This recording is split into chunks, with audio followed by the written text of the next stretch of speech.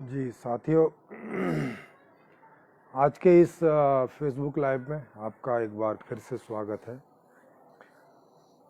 और आज का जो टॉपिक है वो है कि क्या अध्यात्म के द्वारा जितनी भी हमारी सारी समस्याएं हैं, बाहर की अंदर की, जहाँ भी आप समझते हैं, क्या वो समस्याएं अल्टीमेटली रूप से अध्यात्म के द्वारा दूर हो सकती हैं क्या? जैसे आप लोग कई बार जाते होंगे इन आध्यात्मिक गुरुओं के पास और उनसे कहते होंगे कि भाई, उनसे पूछते होंगे कि भाई हमारे जीवन में इतने विभिन्न प्रकार के दुख हैं, समस्याएं हैं, क्या करें गुरुजी? और वो अधिकतम जगह पर आपको यही बोलते नज़र आएंगे कि ध्यान करो, अध्यात्म के प्राप्ति करो, मैं को जानो, राग द्वेष इन सबको अंदर अपने पहचानो, इनको छोड़ो, इनको ऐसा करो वैसा करो और तुम इस सुख और दुख से परे हो जाओगे। अगर सुख की इच्छा करोगे तो उसके साथ दुख आएगा ही, क्योंकि वो एक ही सिक्के के दो पहलू हैं, वगैरह वगैरह ऐसी ऐसी बातें बता के वो अल्टीमेटली रूप से ये कहना चाह रहे होते हैं आपसे कि भाई सभी समस्याओं का एक ही कारण है, और वो है आपके अंदर आपकी इच्छाओं का होना, आपकी क्रेविंग्स का होना, आपकी वासना का होना। और इसका उपाय भी अंदर ही है, और वो है आध्यात्मिक उपाय, और उससे आप अल्टीमेटली रूप से दुख से परे हो जाते हो और सुख से भी परे हो जाते हो। माने वो कहते हैं कि अल्टीमेटली जो सभी समस्याओं का समाधान है वो अध्यात्म से है, बाहर कोई समाधान संभव नहीं है भी नहीं, ऐसा उनका कहना होता है। तो आज यही टॉपिक है कि क्या जो वो लोग बोल रहे हैं उसमें कोई तथ्य है, उसमें कोई वास्तविकता है? क्या जो बोल रहे हैं उनकी भी सभी समस्याओं का समाधान वो कर चुके हैं क्या? इस बात को भी जांचेंगे। और अगर वो नहीं कर चुके हैं तो वो ये सेंटेंस क्यों बोले चले जा रहे हैं, उन्हें इसका अधिकार कहाँ है फिर बोलने का? तो आज का टॉपिक यही है। और ये आप जान ही रहे हैं, मैं दिल्ली में हूँ, मेरे घर के ऊपर ही हूँ। ये पीछे बहुत बड़ा पेड़ है, लगभग 40 या 45-50 फुट के आसपास होगा। पार्क है पीछे छोटा सा। तो और यूनिवर्सल लाइफ मैनेजमेंट ये एनजीओ है, संस्था है, जो आप तक ये सारी नॉलेज, ये सारी चीज़ें और संपूर्ण समाधान व्यवस्था जो फ्यूचर की व्यवस्था हो सकती है उसको आप तक पहुंचा रही है, और उसी को विभिन्न माध्यमों से आप तक पहुंचा रहे हैं। और ये जो आप फेसबुक लाइव भी देख रहे हैं उसमें कोई ना कोई टॉपिक हम लोग लेते हैं और ये समझने की कोशिश करते हैं कि वास्तव में समस्याएं क्या हैं, उनके मूल क्या हैं, उसके समाधान क्या हैं, उसके समाधान के मूल क्या हैं, जो वास्तविकता है वो क्या है, ट्रुथ क्या है लाइफ का, जीवन का। ये सब चीज़ें समझने की हम लोग यहाँ कोशिश करते हैं। सिस्टम है वो क्या है, उसमें जितने उसके इंग्रेडिएंट्स हैं, जैसे अर्थशास्त्र है, समाजशास्त्र है, दर्शन शास्त्र है, और भी विज्ञान है, तो उन पर भी टॉपिक होते हैं। जो समसामयिक समस्याएं होती हैं उन पर भी यहाँ पे कुछ ना कुछ हम लोग उनको टॉपिक लेते हैं, और उनके क्या मूल कारण है समस्याओं के, और उनका क्या समाधान हो सकता है, आज के समय में क्या हो सकता है, जो नया फ्यूचर का सिस्टम होगा उसमें क्या समाधान है। तो इन सब चीज़ों के बारे में हम लोग यहाँ पर डिस्कस करते रहते हैं, बताते रहते हैं। और एक दिन छोड़ के एक दिन, माने इवन डेट में जियो मीट भी होता रहता है 9 से 12 रात में, और वो ओपन होता है, वहाँ कोई भी स्पीकर बन सकता है, कोई भी वक्ता बन सकता है। जिनको भी वक्ता बनना है किसी भी टॉपिक पर, वो अपना टॉपिक खुद सेलेक्ट कर सकते हैं, खुद उसके वक्ता बन सकते हैं। हमें बस सूचित कर देंगे तो हम उनका डेट जो है सेट कर देंगे, और उसको एडवर्टाइज कर देंगे लोगों में कि भाई इस विषय पर आज के या इस जियो मीट के ये वक्ता रहेंगे। और आप कोई भी जियो मीट में कहीं से भी किन्हीं भी वक्ताओं को आमंत्रित कर सकते हैं। आपकी कोई जानकारी में है और वो आना चाहते हैं तो आप भी आमंत्रित कर सकते हैं। ये ओपन मंच है, ये सबका ही मंच है, हम लोग बस इसको ऑर्गेनाइज कर रहे हैं, लेकिन ये मंच ओपन है, आप सबके लिए है और सबके हिसाब से ही चलता रहेगा। तो ये है, यहाँ पर भी आप कोई भी क्वेश्चन पूछ सकते हैं कमेंट में, आप अपनी कोई राय भी दे सकते हैं कमेंट में। और नीचे कमेंट्स में हम लोगों ने इस मुहिम से कैसे जुड़े, व्हाट्सएप ग्रुप और जो विभिन्न हम लोगों की वीडियोज़ हैं उनको कैसे जानें, कैसे समझें, उसके लिंक भी आपको नीचे मिल जाएंगे। मोबाइल नंबर भी इसमें लिखा हुआ है इस फेसबुक पेज पर मेरा, तो किन्हीं को लगे कि उन्हें मुझसे कांटेक्ट करने की ज़रूरत है तो अवश्य करें। हाँ, अनावश्यक कांटेक्ट ना करें मैं ऐसे हाय हेलो करने के लिए, क्योंकि आप समझते हो मैं ये काम कर रहा हूँ तो बहुत बिजी रहता हूँ। और मेरी आने वाली बुक है जीवन दर्शन, तो वो डिले होती चली जा रही है इन्हीं सब बिजी होने की वजह से। तो बस मुझे कोई डिस्कशन करना हो, इस मामले से कोई संबंधित बात हो तो ही मुझे कांटेक्ट करें।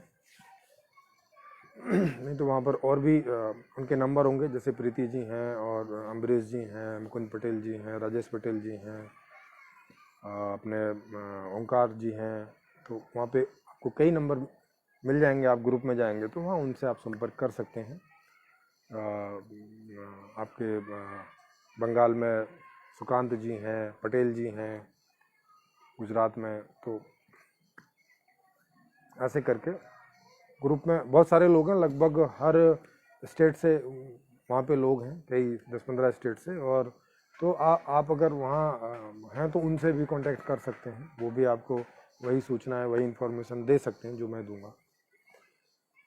और आप भी इसमें कोई योगदान कर सकते हैं, आप भी इसके कोई स्तंभ बन सकते हैं, आप जिसमें भी आप बनना चाहें, आपकी रुचि के आधार पे, आपके समय के आधार पे, आपकी चाहत के आधार पे। तो इस तरह से तो आज के टॉपिक पर हम लोग लौटते हैं।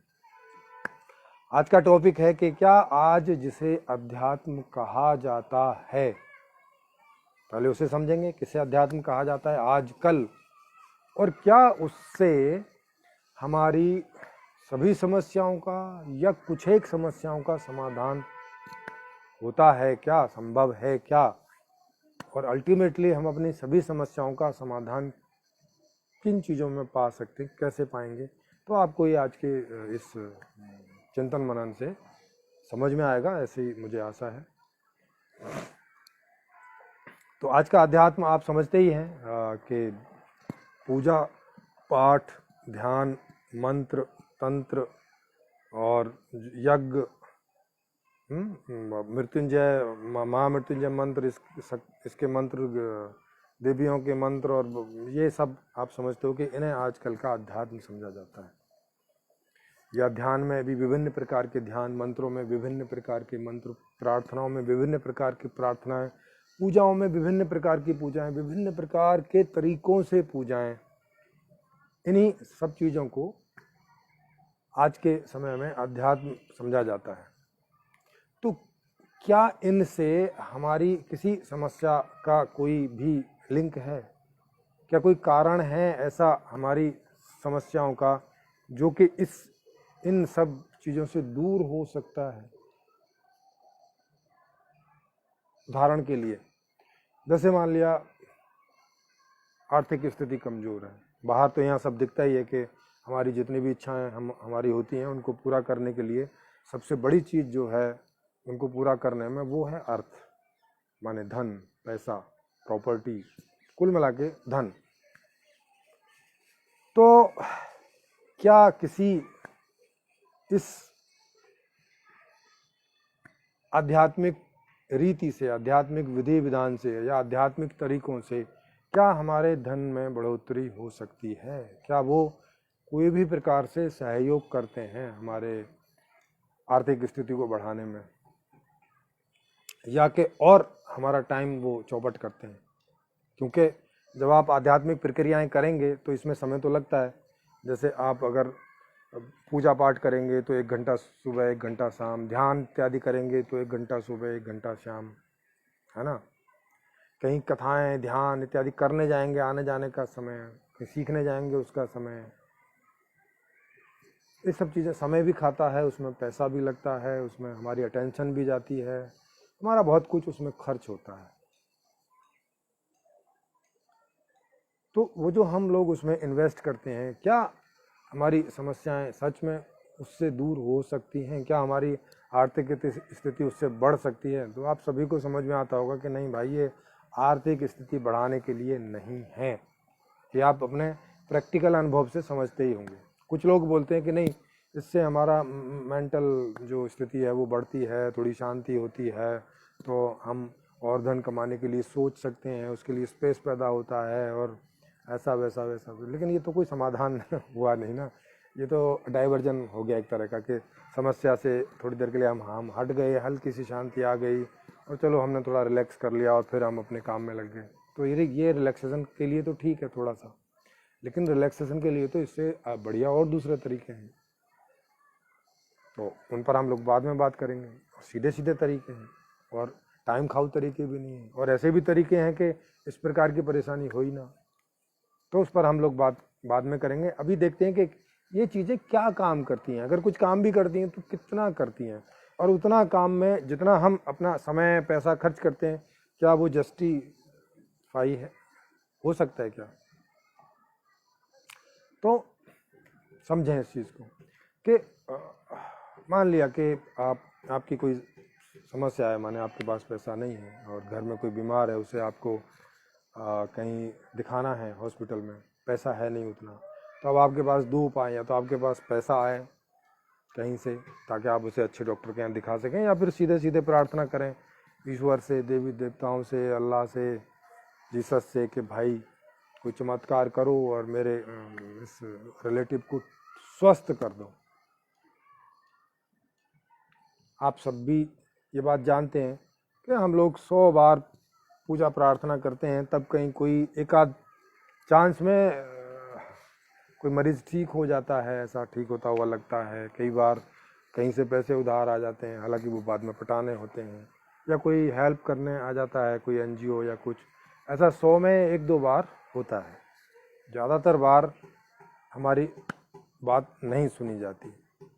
तो अब ये 1-2 बार के लिए जो कि ये तो अगर हम नहीं भी करते तब भी हो ही जाता, होता ही है। जैसे जो लोग नास्तिक होते हैं, जो इस तरह का पूजा पाठ वगैरह कुछ नहीं करते, उनको भी मदद मिलती है कहीं ना कहीं से, उनको भी होता ही है। तो इसमें तो नहीं लगता कि इस प्रकार की पूजा प्रार्थना से कोई हमें मदद मिलती है, क्योंकि पूजा प्रार्थना का मतलब तो होता कि हर बार मिलती ना, या मैक्सिमम मिलती भाई 80-90 टाइम तो मिलती, 100 में 5-10 में हो सकता है हमसे गलती हो रही हो, या जिसको हम प्रार्थना कर रहे हैं वो हो सकता है विश्राम में चला गया हो, या उसकी भी अपनी कोई बात हो सकती है कि भाई हम लोग बहुत बुरे हैं और हम प्रार्थना कर भी रहे हैं, वो सुन भी रहा है, लेकिन कह रहा है कि नहीं भाई तुम इतने बुरे हो, तुम्हारा तो ऊपर उठ जाना ही सही है। तो लेकिन 80-90 बार तो काम करता ना, लेकिन नहीं करता, मुश्किल से इक्का दुक्का टाइम ये काम करता है। तो जब बोलते हैं इक्का दुक्का बार काम करता है, तो इसका मतलब ये चीज़ काम नहीं करती है। वो समाज की दूसरी प्रोसेस चली हुई हैं, जैसे कि एनजीओज ने चला रखी हैं, सरकार ने भी कई हेल्प कर रखी हैं, उनमें से कोई हमें कई बार मिल जाती है, जितने % उन्होंने कर रखी हैं। अगर सरकार 100% वो हेल्प उपस्थित कर दे तो फिर 100% में मिल जाए। जैसे जिन देशों में मेडिकल जो है वो पूरी तरह से फ्री है, हालांकि वो लोग 60% वगैरह टैक्स लेते हैं, मगर उन्होंने मेडिकल, एजुकेशन, ये कई चीज़ें हैं जो एकदम फ्री कर रखी हैं, कोई भी जाए और वहाँ उनको पूरा मेडिकल मिलता है। तो उनको इस बारे में कोई प्रार्थना, कोई पूजा, कोई ध्यान, कोई मेडिटेशन, कोई नो माइंड मेडिटेशन, कोई डायनामिक मेडिटेशन, कोई कुछ भी करने की ज़रूरत नहीं, कोई संयम लगाने की कुछ करने की ज़रूरत नहीं। वो सीधे जाते हैं मेडिकल में, जाते हैं वहाँ जो भी उसका उपचार है लेते हैं, और 100 में से 90-95 टाइम स्वस्थ हो जाते हैं, जिनका भी उपचार मौजूद है। जिनका नहीं है उनके में तो अभी कुछ नहीं हो सकता, लेकिन जिनका भी उपचार मौजूद है, जिन भी बीमारियों का, उनमें 90 से 95% लोग स्वस्थ हो जाते हैं। माने विज्ञान का जितना अभी उसकी खोज है, तो उसमें 90 से 95%, 5% अभी विज्ञान की समझ में नहीं आता कि वहाँ क्या प्रॉब्लम रह जाती है। जैसे अभी आपकी कोरोना की वैक्सीन भी 95% का दावा कर रही है कि 95% ये जो दवाई है ये पॉजिटिव है, और 5% अभी कुछ कह नहीं सकते इसमें। तो साइंस अभी इस तरह से, मगर 95% भी बहुत होता है। उस ईश्वर से पूजा पाठ करने में तो 1-2% ही रिजल्ट आता है, यहाँ तो 95%, तो बहुत बड़ी बात है।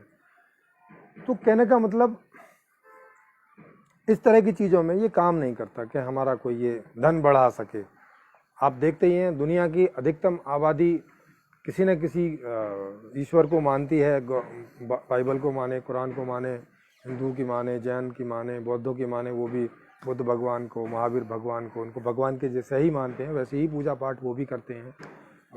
ना जाने लोगों ने क्यों नास्तिक बोलते हैं, वो भी सारी प्रक्रियाएं उनकी आस्तिक जैसी है। तो अधिकतम लोग उस तरह के आस्तिक हैं और उस तरह की कोई ना कोई आध्यात्मिक प्रक्रिया वो करते हैं, मगर उन्हें इसका कोई रिजल्ट नहीं मिल पाता, माने वो गरीब के गरीब ही रहते हैं और परिणाम हमारे सामने, कोई छुपा हुआ परिणाम नहीं है। 90% से ज़्यादा लोग कम गरीब या ज़्यादा गरीबी में रहते हैं, और जबकि आप मंदिरों में जाओगे तो सबसे ज़्यादा लाइन लगा के यही लोग खड़े होते हैं।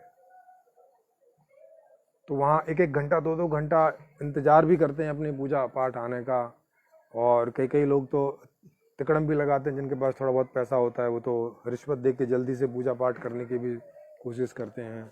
इतना सब करने के बावजूद भी गरीबी का स्तर वही का वही रहता है, उसमें कोई फर्क नहीं आता। तो उससे पता चलता है कि अध्यात्म अमीरी के लिए कोई काम नहीं करता है, और पैसे से जितनी भी समस्याएं सॉल्व होती हैं वो समस्याएं इससे सॉल्व नहीं होती। तो फिर क्या होता है, मेडिकल में काम नहीं करता, धन बढ़ाने में काम नहीं करता, हमारे आपसी संबंध जो खराब रहते हैं उनमें भी बहुत सारा कारण धन के कारण ही होता है। किन्हीं दो लोगों में लड़ाई होती है धन के कारण, एक दूसरे के नज़दीक आते हैं धन के कारण, क्योंकि उन्हें लग रहा होता है कि एक दूसरे के साथ मिलजुल के काम करेंगे तो ज़्यादा धन कमा लेंगे। कई काम ऐसे हैं कि अकेले संभव ही नहीं है, जैसे इतने बड़े बड़े ऑर्गेनाइजेशन उनको अकेले कोई नहीं कर सकता, तो उसमें सब लोग एकजुट हो जाते हैं विभिन्न प्रकार से, और वहाँ एक पूरा का पूरा ऑर्गेनाइजेशन चलता है जो उतना बड़ा धन कमाता है, और फिर सबको सैलरी के रूप में अपना अपना हिस्सा और जो भी वो सेट होता है पाते हैं, और अपना परिवार का, अपना घर का जीवन चलाते हैं। तो किसी भी ध्यान से, किसी भी पूजा से, किसी भी पाठ से, किसी भी तंत्र से, किसी भी मंत्र से, किसी भी इस तरह की चीज़ों से आर्थिक स्थिति में कोई अंतर दुनिया के अंदर नहीं दिखाई पड़ता। कोई लोग बोलेंगे नहीं भाई हमारी तो जैसे लॉटरी लग गई, भाई ये सब संयोग है, क्योंकि नहीं तो फिर 90% तो कम से कम रिजल्ट आना चाहिए ना, अगर कोई चीज़ काम करती है तो। ऐसे 2-4 कोई घटनाएं घटती हैं, वो उनको नहीं माना जा सकता कि इस कारण से घट रही हैं। वो तो आप ऐसे समझो कि लॉटरी लगी, लॉटरी खुली है, लाखों लोगों ने खरीदी है, तो किसी एक का तो पहला नंबर आएगा ही, अब वो किसी का भी आ सकता है। ऐसा थोड़ी है कि मतलब किसका आएगा, वो किसी का भी आ सकता है। नास्तिकों की भी लॉटरी लगती है, अपराधियों की भी लॉटरी लगती है, लॉटरी तो किसी की भी लगती है। ऐसा तो देखा नहीं कि केवल गरीबों की लॉटरी लगती है। तो इसमें ये काम नहीं करता। अच्छा, फिर लोग बोलते हैं नहीं ये तो भाई श्रद्धा का विषय है। भाई विषय किसी का भी हो, आप श्रद्धा भी करते हो तो किस लिए करते हो, सुखी होने के लिए करते हो या एवं ही श्रद्धा करते हो? उसका उद्देश्य क्या रहता है?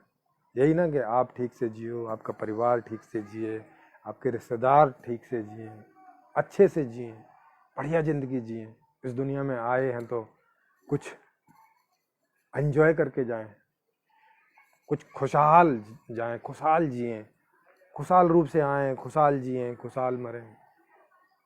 बुद्धों में बोलते हैं सब भवतु मंगलम, मतलब सबका भला हो। तो भला हो मतलब क्या, सब दुखी हो ऐसा भला नहीं, सबका भला हो मतलब सब सुखी से रहें। सब सुखी से रहें माने जैसे रहना चाहते हैं, जिस चीज़ों की उनको इच्छा पैदा होती है वो इच्छा उनकी पूरी होती रहे, यही मंगल है।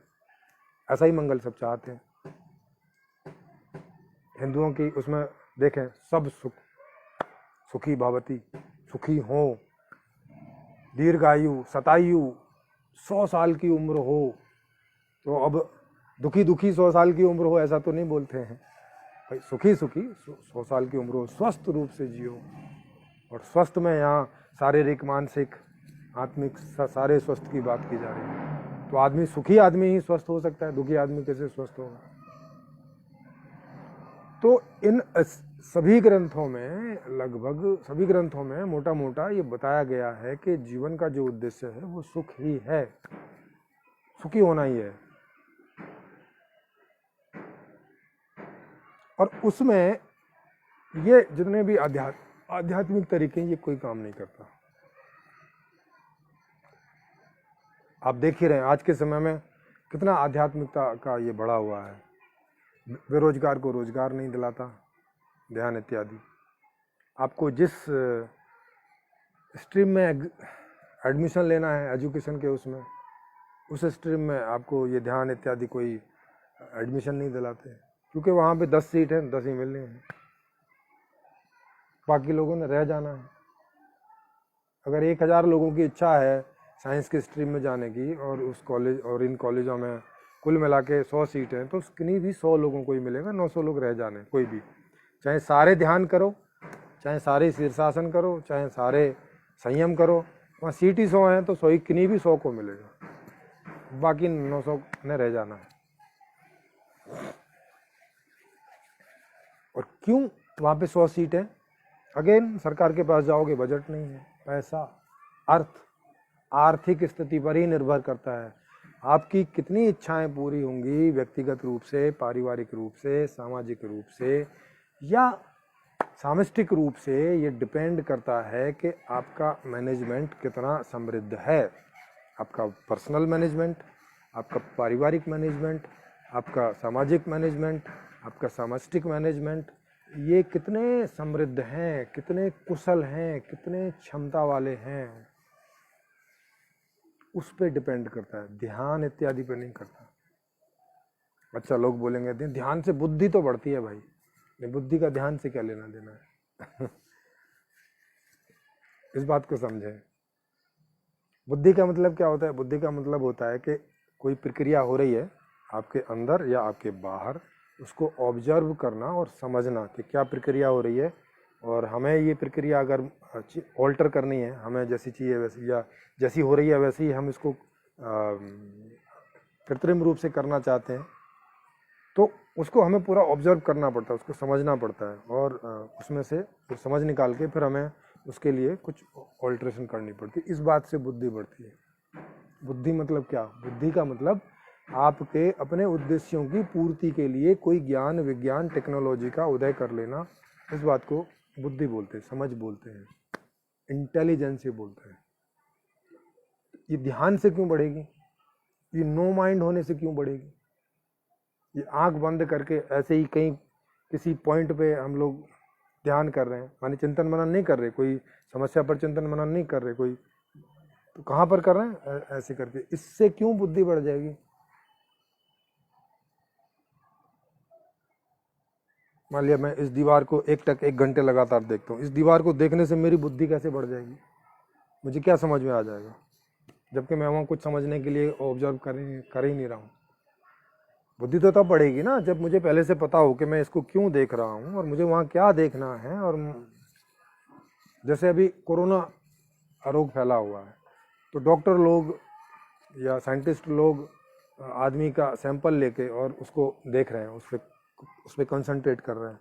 तो केवल कंसंट्रेट नहीं कर रहे हैं ना, वो वहाँ कुछ ढूंढ रहे हैं, ऑब्जर्व कर रहे हैं कि जो सामान्य उसका ब्लड का सैंपल होता है सामान्य, या आपकी कुछ भी का, तो उसकी क्या स्ट्रक्चर रहती है, और अभी जिसको ये हो गया है, कोरोना हो गया है, उसकी स्ट्रक्चर में क्या बदलाव आया है, क्या चीज़ चेंज हुई है, और जो चीज़ चेंज हुई है उसमें क्या चेंज हुआ है, और उसको हम क्या करके उस पर वो कुछ चीज़ें डालते हैं और देखते हैं कि उन चीज़ों के डालने से या तो कोई केमिकल या तो कोई विटामिन, प्रोटीन या कुछ भी डाल के वो देखते हैं उस तरह से कि वो डालने से उसमें क्या अंतर आते हैं, वो उसमें कमी आती है या कंट्रोल होता है या क्या होता है। तो इस तरह से करके ज्ञान विज्ञान निकलता है, माने ऐसे करके बुद्धि बढ़ती है। ऐसे केवल आंख खोल के देखने भर से कुछ नहीं निकलता। उसको समझना होता है, उससे बुद्धि बढ़ती है। तो ऐसे ही खाली आंख बंद करके किसी सो कॉल्ड भगवान या लाइट या कोई साउंड या किसी भी चीज़ पर एकाग्र होना बिना किसी क्वेश्चन के, बिना किसी कुछ जानने की इच्छा के, वहाँ कोई बुद्धि नहीं बढ़ती। और जिन्हें ये चीज़ें जाननी होती हैं उनका कंसंट्रेशन अपने आप स्वाभाविक रहता है, ये अलग से करने की कोई ज़रूरत भी नहीं है। आपका जिस ज्ञान को पाने के लिए इंटरेस्ट है तो ऑलरेडी आप उसके लिए वहाँ पर ट्राई कर रहे होगे। और वो ट्राई करना, एक एकाग्रता का मतलब क्या है कि लंबे समय आपकी ट्राई लगातार बनी रहती है, बिना बोर हुए, बिना इरिटेट हुए, बिना कोई और समस्या के। इसी को ध्यान बोलते हैं। ध्यान तो कुछ अलग से होता नहीं। ध्यान का मतलब आप किसी विषय पर लंबे समय एकाग्र रह सकते हैं, बस यही ध्यान की परिभाषा है। लेकिन अभी इन्होंने कितने सारे ध्यान निकाल रखे हैं। बोले नो माइंड ध्यान, आपके अंदर जो है विचार ना चले। अरे भाई, एक ही चीज़ पर विचार चले, इसका तो फायदा है कि ठीक है, जैसे अभी मैं आपसे बात कर रहा हूँ तो एक विषय को लेके बात कर रहा हूँ, तो इसी पर ही सारे विचार मेरे अंदर आ रहे हैं, मैं आपको बता रहा हूँ। अब विषय कोई ना हो और मैं कुछ भी बोले चले जाऊँ बाबा बाबा बाबा ऐसे करके, आपको भी कुछ समझ में नहीं आएगा, कुछ भी नहीं आया। तो एक टॉपिक पर किसी एक चीज़ों को समझने के लिए, समझाने के लिए जब हम किसी चीज़ पर एकाग्र करते हैं तो वहाँ पे ज्ञान से संबंधित, तो यहाँ केवल एकाग्रता की बात नहीं हो रही। एकाग्रता बस यहाँ स्वाभाविक है, माने आप कुछ भी करेंगे तो वहाँ एकाग्रता तो आती है ही, अगर आपका इंटरेस्ट है तो। इंटरेस्ट नहीं है तो वो करने से एकाग्रता आएगी भी नहीं, आपको जबरदस्ती लानी पड़ेगी। तो एकाग्रता कोई बुद्धि के लिए कारण नहीं है, कारण है हमारी इच्छा कुछ जानने की, वो मूल कारण है। ध्यान तो हर जगह रहेगा ही, आप कुछ भी करने जाओगे वहाँ भी आपका ध्यान रहेगा, आप कुछ जानने जाओगे वहाँ भी ध्यान रहेगा, कुछ खाने जाओगे वहाँ भी ध्यान रहेगा। माने कुछ किसी भी एक्टिविटी में आप इंटेंगल होगे किसी भी कारण से, चाहे मजबूरी में, चाहे अपने इंटरेस्ट से, आपको वहाँ थोड़ी या ज़्यादा मात्रा में आपको ध्यान, वो भी एक आपका अंग है, जैसे आपके हाथ पैर और ये सब हैं, ये सब उसमें इंटेंगल होते हैं, तो वो भी होता है। उसका अपना एज सच कोई ऐसा बेस नहीं है कि केवल मात्र कहीं भी ध्यान करने से आपको ज्ञान मिल जाएगा, आपकी बुद्धि बढ़ जाएगी, आप प्रज्ञावान हो जाएंगे, ऐसा कुछ भी नहीं है। और ऐसा देखते भी हैं जितने भी साइंटिस्ट हैं, वो कौन सा अलग से ध्यान करते हैं। जितने चिंतक हैं वो कौन सा अलग से ध्यान करते हैं। जितने भी चिंतनशील लोग हैं वो एक ही टॉपिक पर, एक ही विषय पर, और एक विषय में भी एक टॉपिक पर घंटों वो काम करते रह सकते हैं, चिंतन मनन करते रह सकते हैं, एकाग्र रह सकते हैं। यही समाधि है। लेकिन अध्यात्म के नाम पर ये लोगों को क्या सिखाए जा रहे हैं, किसकी समाधि, बोले जड़ समाधि, निर्विचार समाधि, निर्विकल्प समाधि। अरे भाई ये क्या है, ये किस लिए, इससे क्या सुलटने वाला है। हाँ, विश्राम करने जाना है तो ठीक है, तो जब आप कोई भी काम करते करते थक जाते हैं तो विश्राम तो अपने आप हो जाता है। उसके लिए आपको अलग से कोई आयोजन करने की जरूरत नहीं है कि भाई मैं एकदम फ्रेश हूँ और फिर भी कैसे सोऊं, इस बात का उपाय है। उसकी तो कोई आवश्यकता है नहीं। जब तक आपको बाहर कुछ भी करने का, एंजॉय करने का कुछ भी है, जब आप थक जाते हैं तो अपने आप ये स्वाभाविक प्रक्रिया आपको अपने आप जीरो होने लगते हैं, कॉन्शियस के रूप में, माने सोने लगते हैं।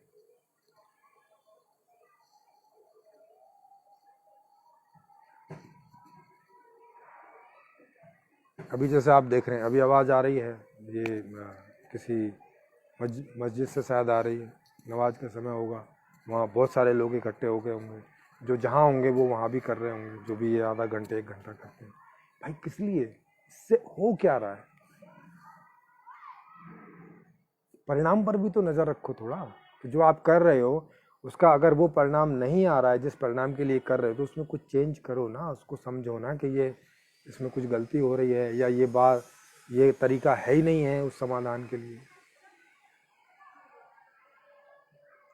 लेकिन लोग ना सोचें तो जिन्हें इससे आर्थिक फायदे होते हैं वो लोगों को कैसे करके कंट्रोल करते हैं। वो बोलते हैं भाई ये श्रद्धा का विषय है, इसमें सोचा विचारी ना करो और ये करते रहो, ये कई जन्मों का काम है। मतलब सोचो ही मत कि सही कर रहे हो गलत कर रहे हो, इसका कोई परिणाम आ रहा है नहीं आ रहा है, इसको करने से ज़िंदगी और झंड हो रही है कि नहीं हो रही है, कुछ मत सोचो। बस कान बंद करो, आंख बंद करो, मुंह बंद करो, सब कुछ बंद करो और बस लगे रहो। ऐसे कैसे बुद्धि विकसित होगी ऐसी मेंटलिटी के साथ?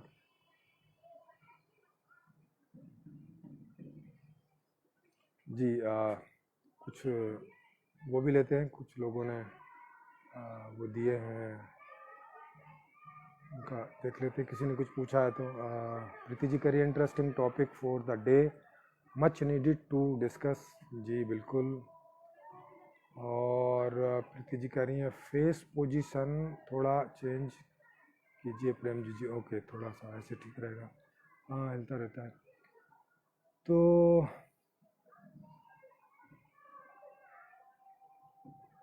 फिर नीचे कह रही हैं तो हमारे शास्त्रों में मंत्र, जादू, टोटका इत्यादि की बातें भ्रम हैं। गायत्री मंत्र के प्रभाव को भी नकारा नहीं जा सकता। इन बातों पर आपको क्या कहना है? अच्छा, गायत्री मंत्र पर देखो, ये जो गायत्री मंत्र वगैरह सुना के, और वो लोग जो ख़ास तौर से ये एक ऑर्गेनाइजेशन है हरिद्वार में, शांति कुंज के नाम से वो फेमस हैं। उनके जो प्रवक्ता, मतलब उनके जो मेन गुरु है वो शायद राम स्वरूप शर्मा जी हैं, ऐसा ही कुछ कुछ करके शर्मा जी उनके यहाँ अभी वहाँ पांड्या हैं, उनके वो रिलेटिव ही हैं, उनके साथ बिटिया के हस्बैंड हैं। तो वो उस संस्थान को चलाते हैं और उससे लाखों, मेरे ख्याल करोड़ों लोग जुड़े हुए हैं। और वहाँ वो इस तरह की चीज़ों को मतलब इस तरह के भ्रम फैलाते रहते हैं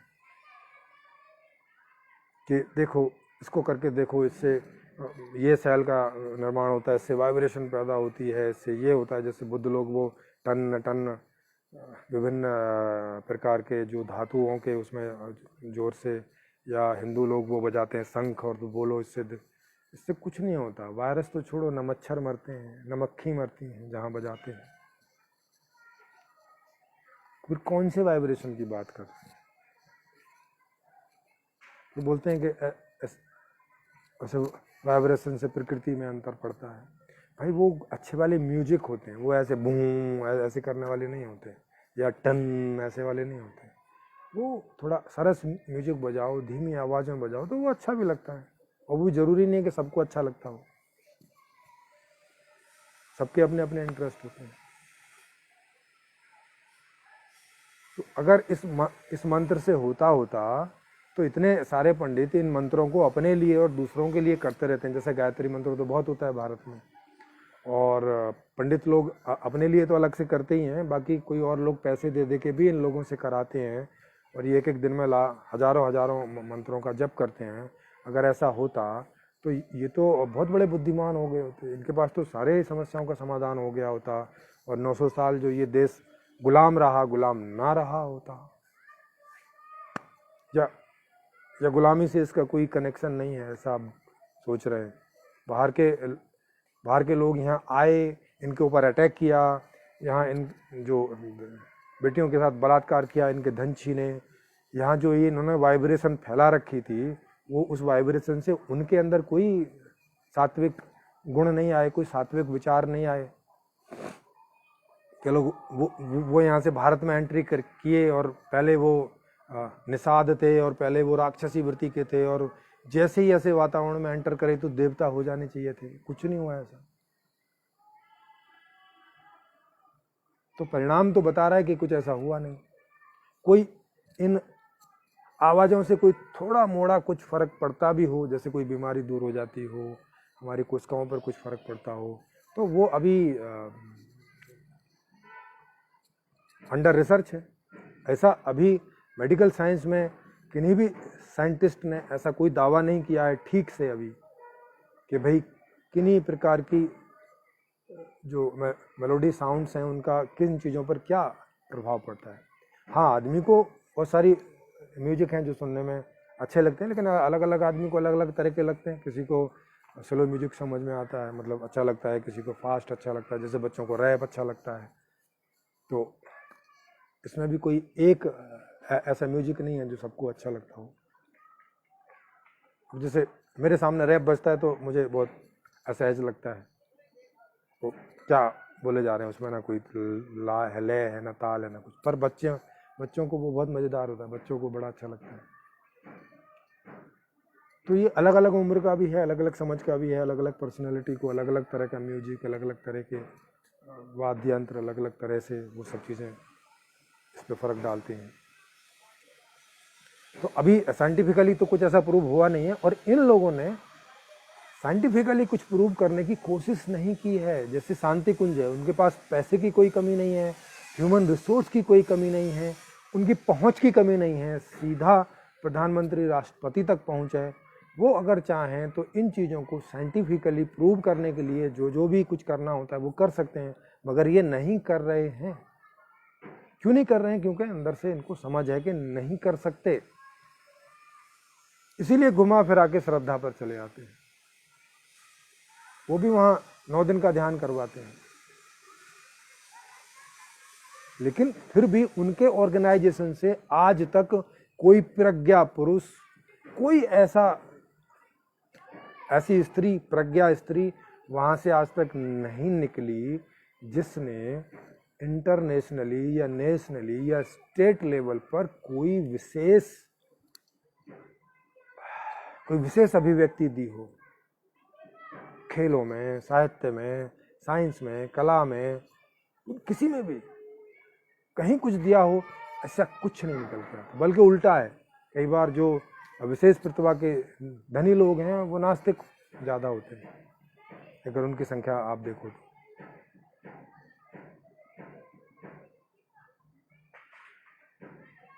इतना बड़ा ऑर्गेनाइजेशन है उनका। जैसे भारत इतना बड़ा देश, 135 करोड़ लोगों का देश, और यहाँ ना खेल में गोल्ड आता है, ना कोई भी प्रतिभा में ऐसा नहीं है कि इसने अपनी उस प्रतिभा का पूरे वर्ल्ड में कोई लोहा मनवा दिया हो। जबकि यहाँ इतने मंत्र तंत्र, इतने सारे प्रकार के, यहाँ पे सब मुस्लिम लोग भी हैं, क्रिश्चियन लोग भी हैं, हिंदू भी हैं, जैन भी हैं, बौद्ध भी हैं, पारसी भी हैं, सब सारे धर्मों के मानने वाले हैं। और उनमें से कोई कम्युनिटी ने ऐसा कोई अपना कोई ऐसी नहीं दी है कि जिसको लगे कि हाँ भाई देखो इनके पास कुछ विशेष है और इन्होंने जो है पूरी दुनिया को समाधान दे दी, समस्याएं दे दी। बल्कि जो लोग भी थोड़े बहुत जो समाधान दे रहे हैं, जिनमें वैज्ञानिक आते हैं, आर्टिस्ट आते हैं, और भी जो ऐसी विशेष चीज़ें जो प्रोडक्शन कर रहे हैं, वहाँ देख रहे हैं कि वहाँ अध्यात्म का, धर्म का ऐसा कोई वहाँ रोल दिख नहीं रहा है। वो ज़्यादातर या तो नास्तिक हैं, या वहाँ कम से कम अध्यात्म का कोई या धर्म का कोई रोल नहीं है। अगर वो धार्मिक लोग भी हैं तब भी कोई रोल नहीं है उनकी उस अभिव्यक्ति में। वो कभी ऐसा कुछ बोलते नहीं है कि इसकी प्राप्ति हमें किन्हीं दैवीय विधियों के द्वारा हुई। तो आप देख सकते हैं कि इन जिसे अध्यात्म कहा जा रहा है, इस अध्यात्म से किसी भी चीज़ की समृद्धि पर इसका कोई कनेक्शन दिखाई नहीं पड़ता। किसी समस्या के समाधान में कोई इसका सीधा कनेक्शन दिखाई नहीं पड़ता, साफ दिखता है। अब क्वेश्चन उठता है कि क्या, चलो ये आज का अध्यात्म तो ऐसा कुछ नहीं करता है, तो क्या कोई भी अध्यात्म या कोई सही डेफिनेशन भी है क्या अध्यात्म की? हाँ, मतलब मैंने जो समझा है, अगर उस तरह से देखें तो ये जैसे 3 प्रकार के विज्ञान है, आदि भौतिक विज्ञान है, आदि दैविक विज्ञान है, और आध्यात्मिक विज्ञान है। तो आध्यात्मिक विज्ञान जो कि अभी जिसकी केवल बातें होती हैं, जिसमें अभी कोई खोजें नहीं हुई हैं ऐसी विशेष कि जिनका कोई लाभ लिया जा सके विज्ञान की तरह। जैसे मेडिकल विज्ञान की खोज हो गई है, भौतिक विज्ञान की खोज हो गई है, रसायन विज्ञान की खोज हो गई है ना, विभिन्न प्रकार के जो विज्ञान है इनकी खोज हो गई और उनका हम लोग सब लाभ ले रहे हैं। ऐसे अभी आध्यात्मिक विज्ञान की खोज होनी बाकी है। हाँ, लोग ट्राई खूब कर रहे होंगे अपने अपने जहाँ पर भी, पर अभी कोई इसमें ऐसा मील का पत्थर कुछ साबित नहीं हुआ है, कुछ ऐसा निकल कर आया नहीं है कि जिसे इसको विज्ञान की कैटेगरी में रख सकें आज अभी तक। लेकिन मेरी समझ में होगा जरूर, और पर ये है कि अभी तक जो लोग इसकी खोज में लगे हैं वो कहीं ना कोई गलती कर रहे हैं, कोई किसी न किसी गलत एंगल से लगे हैं, कुछ ना कुछ प्रॉब्लम है उसमें, तो उस सबको भी सॉर्ट आउट करना चाहिए। हाँ, मैंने इसी आध्यात्मिक विज्ञान से कुछ खोजें की हैं, जिसमें संपूर्ण समाधान भी एक खोज है, वो उसी प्रक्रिया से है। और वो प्रक्रिया सीधी सी बात है, वो नहीं है जो लोग करते हैं। मैंने उसमें थोड़ा डिफरेंट, थोड़ा ऑल्ट्रेशन किया और मुझे उसमें सफलता मिली और मैं ये बहुत सारी चीज़ें खोज के ला सका। संपूर्ण समाधान पुस्तक, आप उसी का उदाहरण आप देखेंगे कि मैंने एक पूरा जो ये सारे विषय हैं, वो दर्शन का विषय हो, अर्थशास्त्र का विषय हो, समाजशास्त्र का हो, राजनीति शास्त्र का हो, शिक्षा शास्त्र का हो, परिवार शास्त्र का हो, इन सब में मैंने एक पूरी नई सारी खोजें हैं और वो मैंने रखी हैं उसमें। उसके बाद अभी जो दर्शन शास्त्र के ऊपर बुक आ रही है, मेरी जीवन दर्शन, उसको आप जब पढ़ेंगे तो पाएंगे कि वो सारा मैंने उसी आध्यात्मिक विज्ञान के आधार से खोजा, और वो आप पढ़ के समझ भी पाएंगे कि ये पूरा विज्ञान है और वो वैसे ही काम करता है, हर जगह वैसे ही काम करता है। विज्ञान मतलब क्या कि हर जगह, जैसे ग्रेविटेशन मतलब कोई भी चीज़ होगी तो वो ऊपर से नीचे गिरेगी अगर वो हल्की नहीं है। हवा से अगर कोई चीज़ भारी है तो वो हमेशा नीचे की तरफ बहेगी, ये एक जैसे नियम है। तो ये हर उस वस्तु पर लगता है, जो भी हवा से हल्की चीज़ होगी वो ऊपर जाएगी। तो इस तरह की इसी को विज्ञान बोलते हैं। माने जो कहीं भी आप उसको चेक करके देखो, वो आपको वैसी वहाँ मिलेगी। तो इस बारे में जो भी मैं सारी चीज़ें खोज के बता रहा हूँ, वो वैसी ही आपको हर जगह देखने को मिलेंगी। कॉन्शियस के बारे में जो बता रहा हूँ, आप अपने अंदर देखें, बगल में देखें, दूसरे जानवरों में देखें, आपको वो वैसा ही होता हुआ नजर आएगा, सेम। तो आध्यात्मिक विज्ञान का पदार्पण अब हो चुका है और इसके लिए हम लोग बाद में शिविर भी लगाएंगे। धीरे धीरे जैसे लोग इसके लिए जिज्ञासु इकट्ठे होंगे और उनकी इसकी खोज करने में कोई जिज्ञासा होगी तो इस तरह से इसको आगे लेके चलेंगे।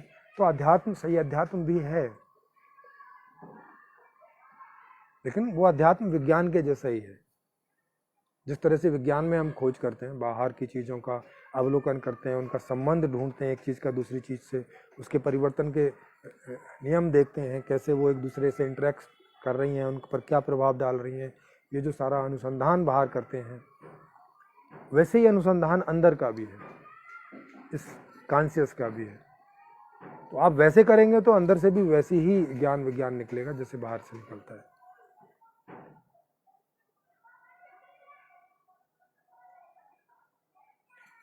तो ये आगे जाएगा और वो ज़रूर बेनिफिशियल है, वो ज़रूर हमारे वर्तमान को और भविष्य को स्वर्ग बनाने जैसा है। वो अंतर डालेगा, वो सब कुछ इस प्रकार के बड़े बड़े अंतर डालेगा, आप देखेंगे। और अभी जो मैंने लगभग 150 से ज़्यादा वीडियोस यूट्यूब में डाल रखे हैं, अगर आप उन सबको सुनते हैं तो आपकी समझ में, आपकी कॉन्शियस में एक बहुत बड़ा छलांग आता है, बहुत बड़ा चेंज आता है। और इसको जो पढ़ेगा उसके अंदर ये चेंज आएगा। ऐसा नहीं कि 100 लोग पढ़ेंगे तो 2 लोगों के अंदर चेंज आएंगे, और किसी तरह का कोई एथिक्स नहीं, कुछ नहीं, स्वाभाविक चेंज आएगा, स्वाभाविक। आपने बस पढ़ लिया, समझ लिया, बस समझो आ गया। जो समझने वाले चेंजेज हैं वो समझ के, जो ज्ञान के माध्यम से आते हैं वो ज्ञान के माध्यम से चेंजेज आ जाएंगे। और जब ये व्यवस्था आएगी तो व्यवस्था आने के बाद में जो अभी समस्याएं पैदा हो रही हैं, वो समस्याएं पैदा होनी ही बंद हो जाएंगी उस व्यवस्था में, ये भी आप लोग देखेंगे। तो ये सारा ज्ञान विज्ञान है। तो आध्यात्मिक माने आत्मिक रूप से, जिसको आप मैं बोलते हैं, जिसको हम तुम बोलते हैं, इसके बारे में ज्ञान, इसकी एक्टिविटी, ये कैसे सोचता है, क्यों सोचता है, इसका क्या उद्देश्य है, इसकी क्या इच्छा है, किस परिस्थिति में ये कैसे वर्कआउट करता है, कैसे अभिव्यक्त होता है, पर्सनैलिटी मतलब क्या है, ये सब आध्यात्मिक विज्ञान के ही ये सारे टॉपिक हैं, सारे विषय हैं।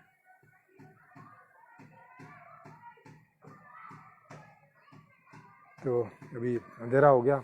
आप सबका